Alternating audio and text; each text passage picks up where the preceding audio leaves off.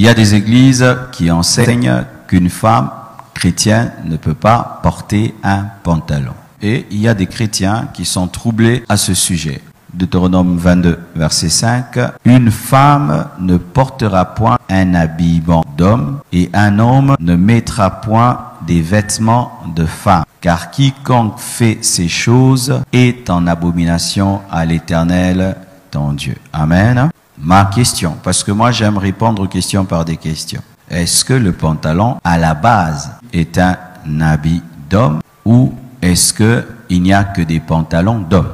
Et encore, est-ce que lorsque Moïse parlait dans Deutéronome 22, verset 6, les gens portaient des pantalons?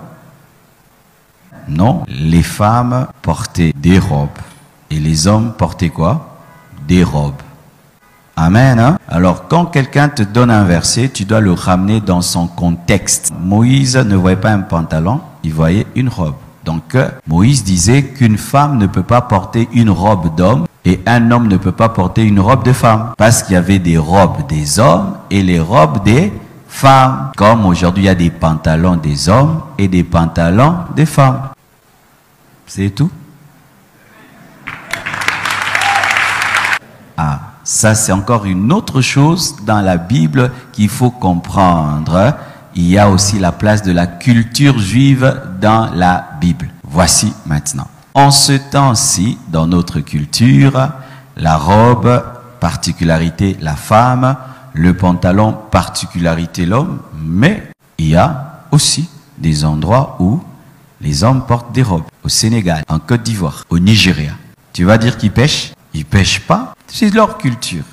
Et même aujourd'hui, je commence à porter des bazins tous les jours. J'ai pêché. Jésus lui-même portait un pantalon. Alors Jésus a porté un habit de femme. Il y a des pantalons d'hommes et des pantalons de femmes.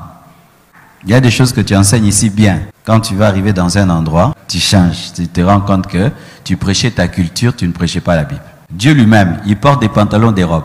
Ésaïe 6, verset 1.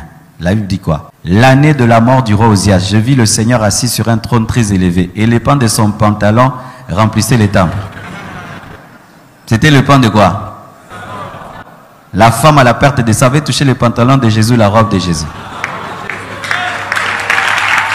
Dans l'habillement, il y a des habits qu'on appelle des habits neutres. Ce n'est ni homme ni femme, comme les robes, comme les pantalons, comme même les chemises, vrai ou faux? Alors, que veut dire ce verset? Ce verset-là, d'abord, parle du travestisme. C'est-à-dire des hommes qui veulent être des femmes qui veulent être des hommes. C'est ça la pensée profonde de ce verset. Ce n'est pas dans l'extérieur. Parce qu'une femme peut porter cette veste. Vrai ou faux? Donc ma soeur, un jour, tu achètes cette veste, là, tu la portes, et puis tu as péché.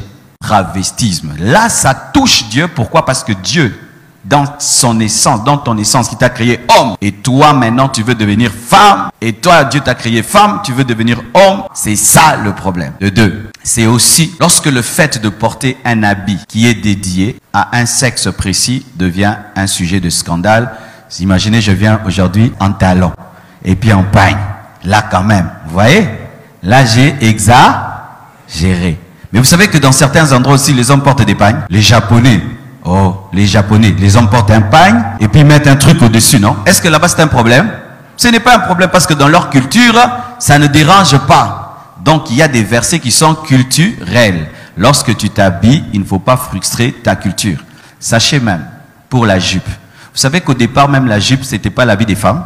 La jupe, c'était l'habit des militaires et l'habit des sportifs. Regardez même les films quand on parle d'Athènes, les gens qui courent, ils avaient des jupes.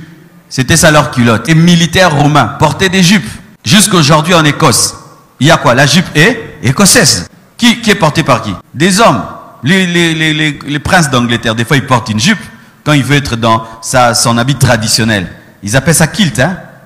Un truc comme ça. Et en Écosse, un homme qui porte une jupe, il n'y a pas de problème. C'est leur culture. Donc, qu'est-ce que je conseille en matière de pantalons aux femmes? Ne portez pas des pantalons qui vous serrent. Parce que ça devient de l'indécence. Ce n'est pas le problème du pantalon, mais c'est le problème que ça te sert. 1 Timothée 2, verset 9, la Bible dit « Je veux aussi que les femmes, vêtues d'une manière décente, avec pudeur et modestie, ne se parle ni de tresses, ni d'or, ni de perles, ni d'habits somptueux. La pensée de Dieu, c'est la décence. Quand ton pantalon est décent et il est pudique, il n'y a pas de problème.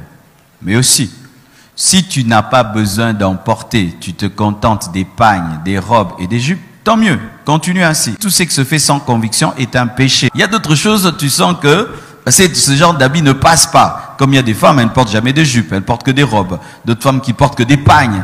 Alors maman, continue ainsi. Mais je ne veux pas te dire sur base que c'est un péché que tu portes un pantalon, mais ça c'est ta conviction, la manière dont Dieu te dirige et te conduit. Amen. Hein?